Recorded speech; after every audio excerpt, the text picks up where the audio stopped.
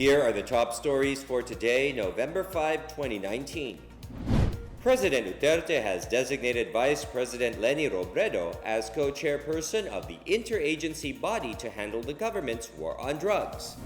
Duterte urges ASEAN leaders to unite and address uncertainties in the ASEAN region impartially. Inflation in October eases to its slowest in over 3 years. And 2 airports in the Philippines are included in the 2019 Sleeping in Airports Best Airports in Asia list.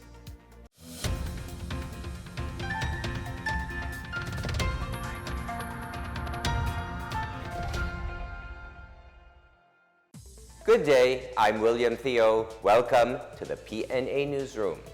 Our top story for today, President Rodrigo Duterte has designated Vice President Leni Robredo as co-chairperson of the government's interagency body against illegal drugs. Malacanang announced Robredo's designation as co-chairperson of the Interagency Committee on Anti-Illegal Drugs on Tuesday. In a memorandum dated October 31st, Duterte said Robredo would serve as ICAD co-chair until the end of the administration's term on June 30, 2022. Duterte instructed all involved law enforcement agencies to extend their full assistance and cooperation to Robredo to ensure the success of the government's efforts in the war against illegal drugs. Presidential spokesperson Salvador Panelo said the move shows Duterte's sincerity in offering Robredo a chance to help in the war on drugs. Duterte first made the offer on October 28 in response to Robredo's statement that the anti-drug campaign was not working. President Rodrigo Duterte calls for unity and cooperation among ASEAN member countries as leaders work to solve their local and regional issues. He urged ASEAN and its partners to prevent any action that would divide the region. More on this from Benj Bondok. President Rodrigo Duterte called on leaders of the ASEAN not to take sides so as not to suffer from issues of major economies and worsen global uncertainties. During the 14th East Asia Summit, Duterte said the Philippines aims for an open and inclusive regional order where the rule of law reigns and where ASEAN centrality is essential in regional security. Duterte vowed closer tie-up not just with countries within the region, but also those outside such as Japan, South Korea, and Russia.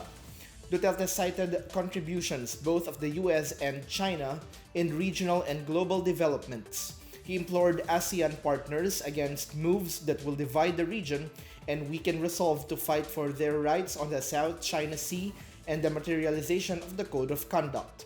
He also noted the impact of the ongoing trade issues between US and China. The president also mentioned the need to sustain efforts towards the achievement of a lasting peace and stability in the Korean Peninsula. Meanwhile, presidential spokesperson Salvador Panelo noted Japan's priorities for ASEAN benefits, among others may include the Philippines Development Program. He said the president urged for the full implementation of the ASEAN-Japan Agreement on Technical Cooperation to enhance capacity building. He raised the need for the effective implementation of the ASEAN-Japan Comprehensive Economic Partnership to enhance trade and investments. For the PNA Newsroom, I'm Benj Bondok.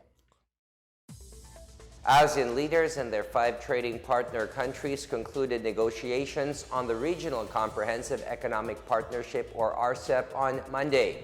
At the end of the 3rd Regional Comprehensive Economic Partnership Summit in Thailand, only India remains to have unresolved issues in the proposed 16-country free trade agreement. In a joint statement, ASEAN leaders said all 20 chapters of the text-based chapters, which include initial provisions, trade in goods, rules of origin, customs procedures and trade facilitation, and sanitary and phytosanitary measures, have been concluded. They explained that despite India's concerns, all RCEP participating countries will work together to resolve outstanding issues in a mutually satisfactory way. RCEP negotiations were launched during the 21st ASEAN Summit and related summits in Cambodia in 2012, wherein the group committed for a modern, comprehensive, high-quality, and mutually beneficial economic partnership agreement. 7 out of the 10 ASEAN leaders were absent at the ASEAN US summit in Bangkok. The move comes after top US leadership skipped the ASEAN Leaders Summit and the East Asian Summit. U.S. National Security Advisor Robert O'Brien kicked off proceedings by reading a letter from Trump inviting the ASEAN leaders to a special summit in the U.S. Secretary of Commerce Wilbur Ross announced that 19 ambassadors and 8 department secretaries were present. Meanwhile, Finance Secretary Carlos Dominguez III said he was informed that the summit will be among ministers. Dominguez said he does not consider Trump's absence in the summit as something that will affect views on the U.S.'s stance on ASEAN. ASEAN leaders who attended the summit are Thailand Prime Minister Prayut Chan-o-cha, while Prime Minister Thongloun Sisoulith, and Vietnam Prime Minister Nguyen Huan Phuc. Foreign Affairs Secretary Teodoro Locsin Jr. represented President Duterte. The Presidential Communications Operations Office encourages barangay chairpersons to ask for information about the government's programs, initiatives, and services through the Freedom of Information portal in the Internet. During the Second National Assembly of the Liga ng Mga Barangay in Cebu City, Assistant Secretary Christian Ablan presented the efforts of the national government in promoting transparency in all levels of governance. The PCOO and the Department of the Interior and Local Government have been collaborating in helping LGUs craft parameters for locally initiated Freedom of Information programs. So far, 6 provinces, 5 cities, and 5 municipalities in Cebu whose local councils were able to pass their own FOI ordinance. In the FOI Roadshow Cebu leg last August, Ablan said FOI ordinance will be added as one of the criteria in the Seal of Good Local Governance. In other news, Senator Bongo has joined efforts to send aid to the victims of the earthquake in Mindanao. Meanwhile, the Overseas Workers Welfare Administration is set to provide cash assistance to OFWs affected by the quakes. More on this from Janice Cabe. Senator Bongo visited and provided assistance to victims of the series of earthquakes in 2 hardest-hit villages in Cadapawan and neighboring Makilala town on Monday. Go, accompanied by actor Robin Padilla, distributed food packs to more than 4,000 people in Barangay Ilomavis who fled 7 sub-villages following the magnitude 6.6 and 6.5 earthquakes on October 29 and 31. Go assured the residents he will work with the National Housing Authority to speed up the distribution of housing aid to victims. He then moved to Barangay Malasila in Makilala to also distribute aid to some 3,000 families. Meanwhile, another Philippine Air Force Lockheed C-130 Hercules cargo plane transported relief goods and items for the quake-affected communities in Mindanao on Monday. The C-130 took off from Villamor Air Base in Pasay City and transported relief supplies to Cotabato and Davao on the same day. The aircraft carried a total of 22,000 pounds of cargo consisting of 32 tents, boxes of assorted medical supplies, blankets, and 200 folding beds. Additionally, a Bell 412 combat utility helicopter conducted 2 relief operation sorties in Makilala and North Cotabato. Meanwhile, the Overseas Workers Welfare Administration said it is ready to provide cash assistance to families of overseas Filipino workers affected by the earthquakes. All active members' families in worst-hit areas will receive 3,000 pesos each. For the PNA Newsroom, I'm Janice Cabe. Still to come, inflation in October eases to its slowest in over 3 years. 4 senior officials are included in the latest reshuffle at the Philippine National Police. These and more when we return.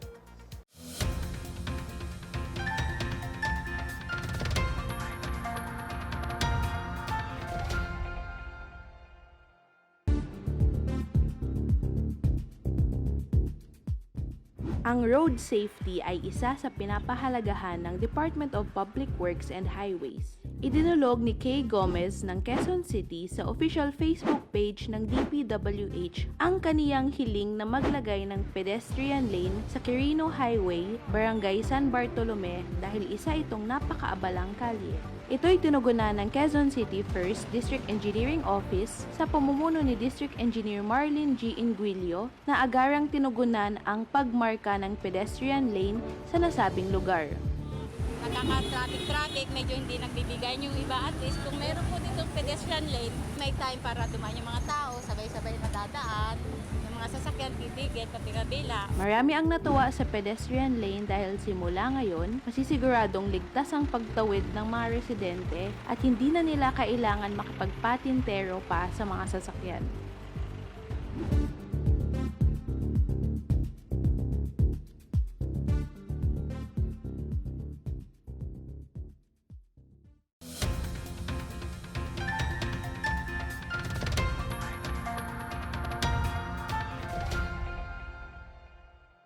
The country's inflation eased at more than a 3-year low in October. Philippine Statistics Authority Chief Claire Dennis Mapa said inflation continued to decline to 0.8% last month, the lowest recorded since May 2016 when it recorded at 0.9%. Mapa attributed the downtrend mainly to the lower prices of food and non-alcoholic beverages, including rice, corn, vegetables, and sugar. The annual decline in transport index, particularly on petroleums and fuels, also led to lower inflation. The Bangko Sentral ng Pilipinas has forecasted this to be the year's slowest as the base effects of last year's elevated rate disappear. Meanwhile, the Duterte administration vowed to remain vigilant in managing the growth in consumer prices. Presidential spokesperson Salvador Panelos said the government would not be complacent despite the continued drop in prices of basic commodities. The growth of the Philippine economy in the third quarter of 2019 is expected to be better than the 5.5% average in the first half. Finance Secretary Carlos Dominguez III said expansion of the economy most likely exceeded the 5.6% and 5.5% in the first and second quarters of the year. The finance chief believes that the full-year growth will be at the lower end of the government's 6 to 7% target band for this year. GDP growth in the first quarter this year slipped from the 6.3% in the last quarter of 2018. Economic managers, however, believe that the catch-up infrastructure spending would be able to lift government spending and domestic growth in the remaining months of the year. As of last September, government expenditures rose by 5.5% to the 2.62 trillion pesos against the 2.48 trillion during the same period last year.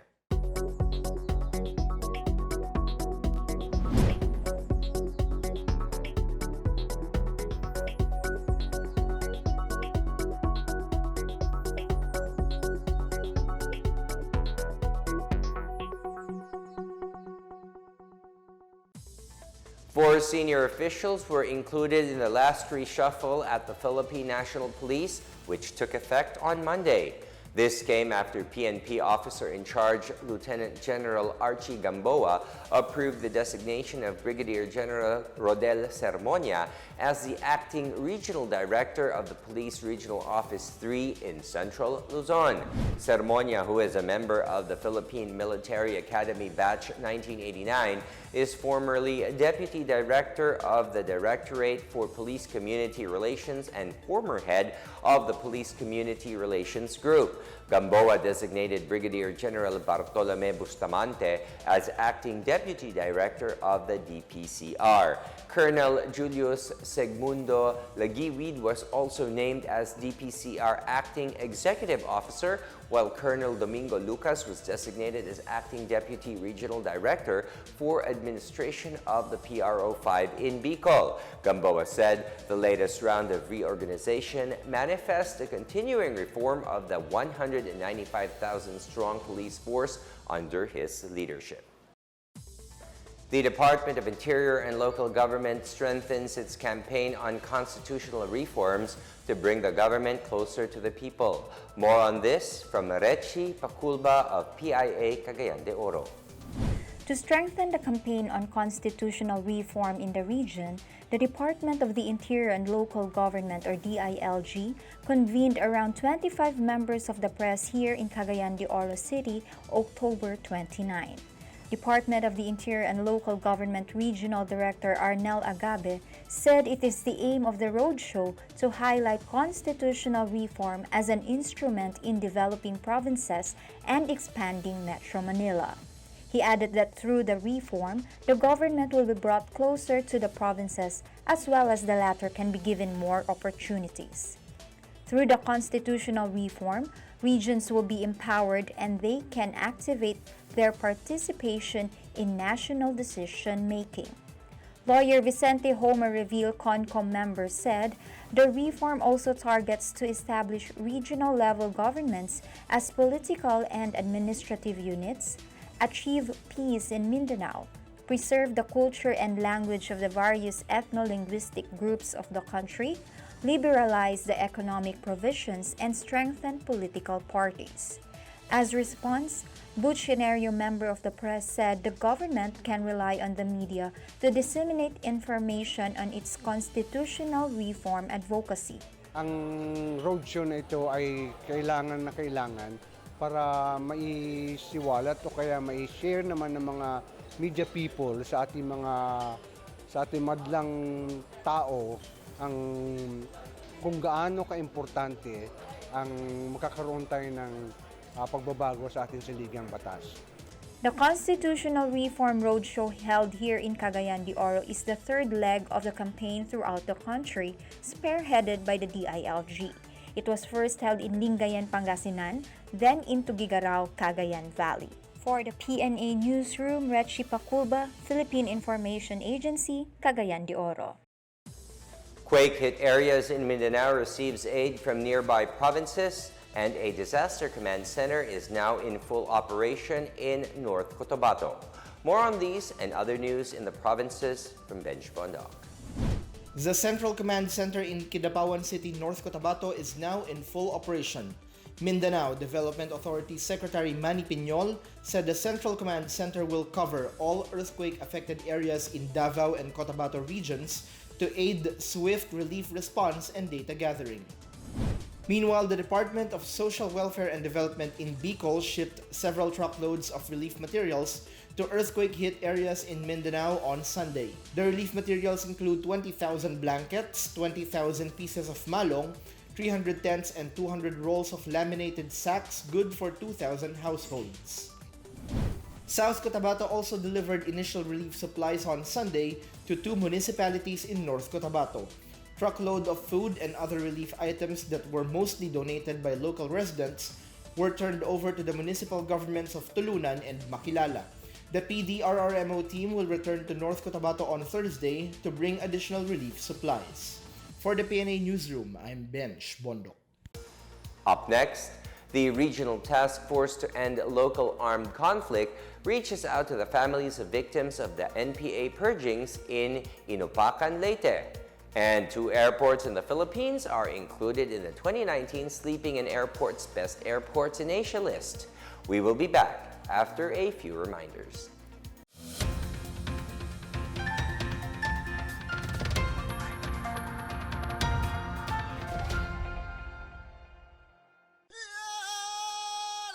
Before this, not many may have known about the Tourism Act or how truly vital tourism is in nation building and its significance in improving the lives of every Filipino.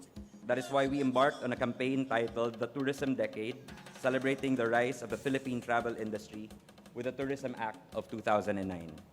With the Tourism Act, the travel industry is now heading its way to be the sweet spot of the Philippine economy. Through this law, we enabled our people, communities, and all other stakeholders see and realize the full potential of our tourism industry.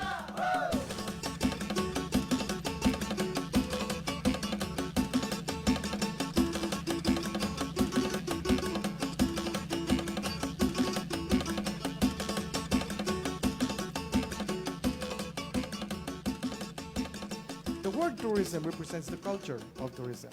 We are very happy as Filipinos that we have that innate capacity to really be working within the tourism industry because that is second nature to the Filipinos, to be really having that culture of tourism.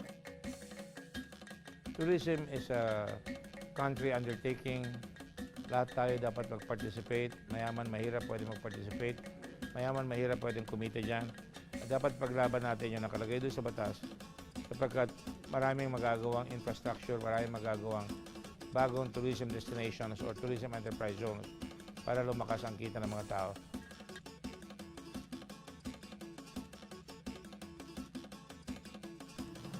Paano kami natulungan ng Department of Tourism through that Republic Act? Actually, the concept of itong community-based enterprise.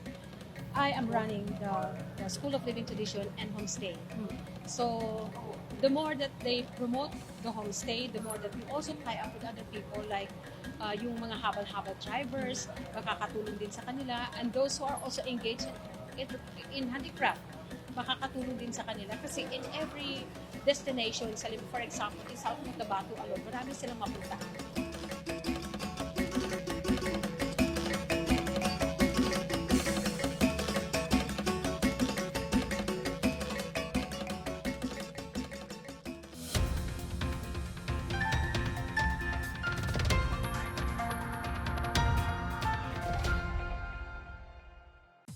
The Regional Task Force to End Local Communist Armed Conflict reached out to the families of victims of the purgings by the New People's Army in Inupacan, Leyte. This is part of continued efforts to promote development in areas previously ruined by insurgency. Sol Aracon has the story. The Special ELCA Convergence Mission was launched on Tuesday, October 29 in Baybay City, Leyte, attended by some national officials, led by National Security Advisor Hermogenes Esperon Jr., Vice Chairman of the National Task Force to End Local Communist Armed Conflict NTF-ELCAC, and Secretary Eduardo del Rosario, Cabinet Officer for Regional Development and Security for Eastern Visayas. The event aimed to help the 135 surviving families of the Inupacan purging of the New People's Army in the 1980s through the provision of government programs and services. According to Secretary Esperon, we need to help one another in order to achieve more development in the province of Leyte. Esperon lauded Leyte Governor Leopoldo Dominico L. Pitilla for the successful implementation of his economic development program, which has significantly reduced the poverty incidence in the province from 39% to 13%. Meanwhile, Secretary Del Rosario emphasized that NTF-ELCAC is important because it calls for peace and development. He believes that without peace, there would be no development. The Special Convergence Mission was also attended by the officials of the Philippine Army, Philippine National Police, National Intelligence and Coordinating Agency, Department of the Interior and Local Government, Leyte Governor Pitilla, Congressman Carl Cari, and the three mayors of the municipalities of Inupacan, Mahaplag, and Baybay City, all in Leyte. For the PNA Newsroom, Sol Alarcon, Philippine Information Agency, Tacloban. As Congress resumes its session, the House of Representatives on Monday approved on third and final reading a measure seeking the postponement of the May 2020 barangay and SK elections to December 5, 2022. If enacted into law, there will be two elections in 2022, the presidential elections in May and the synchronized barangay and SK elections in December. Until their successors have been duly elected, all incumbent barangay and SK officials shall remain in office unless sooner removed or suspended for cause.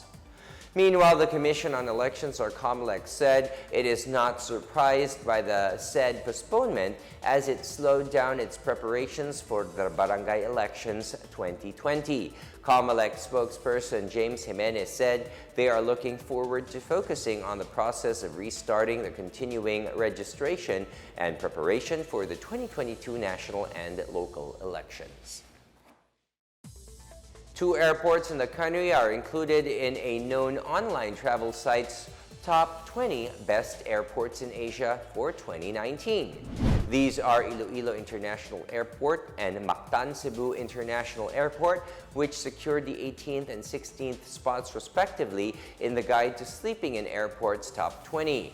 Singapore's Changi Airport still reigned as the best airport on the list, followed by Seoul Incheon Airport, Tokyo Narita Airport, Osaka Kansai Airport, Taipei Taoyuan Airport, Hong Kong Airport, Kuala Lumpur Airport, New Delhi Airport, Jakarta Airport, Tokyo Haneda Airport, Mumbai Airport, Bangkok Suvarnabhumi Airport, Bangalore Airport, Ho Chi Minh Tan Son Nhat Airport, Hyderabad Airport, Da Nang Airport, Islamabad Airport, and Kunming Airport. The Guide to Sleeping in Airports has been releasing a list of best and worst airports annually based on passengers' overall airport experiences.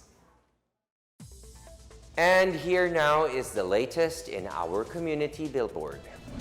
The MRT3 is offering free rides for minors or those below 18 years of age on November 6, Wednesday, in celebration of the National Children's Month. Students need only to present their school ID to avail of a free ride. Meanwhile, the Department of Agriculture in northern Mindanao lined up different activities in line with the celebration of the National Rice Awareness Month. There will be agri-trivia shows for elementary and junior high school students, feeding program, press conference on the suggested retail price for rice, and radio guesting, among others. The celebration focuses on improving farmers' competitiveness to produce quality rice while reaching out to all rice eaters to be aware on responsible rice consumption. Let us now take a look at the weather forecast from Pag-asa. A tropical depression named Kiel entered the Philippine Area of Responsibility or PAR Tuesday morning. Pag-asa says Kiel will bring moderate to occasionally heavy rains over northern Luzon, Zambales, and Bataan until Wednesday morning. Scattered rain showers and thunderstorms may prevail over Mindoro provinces and Palawan. Kiel may intensify into a tropical storm and is less likely to make landfall in any part of the country. To check out the latest from Pag-asa, you may visit www.bagong.pagasa.dost.gov.ph.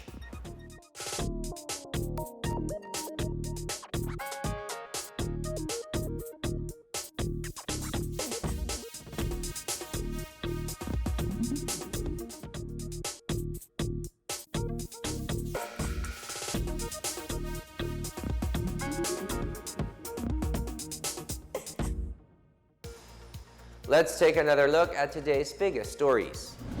President Duterte has designated Vice President Leni Robredo as co-chairperson of the interagency body to handle the government's war on drugs.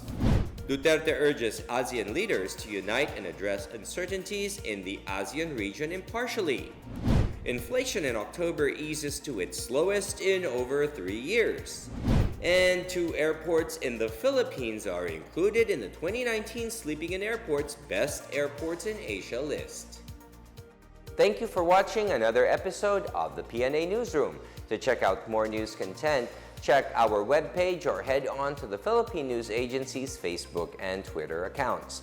For more stories about the government and how it serves Filipinos, look for these hashtags in all of our social media platforms and websites.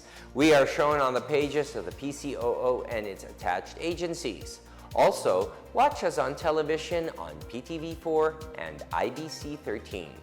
And that's your daily dose of the biggest stories that you need to know. From the PNA Newsroom, I am William Theo. Good day.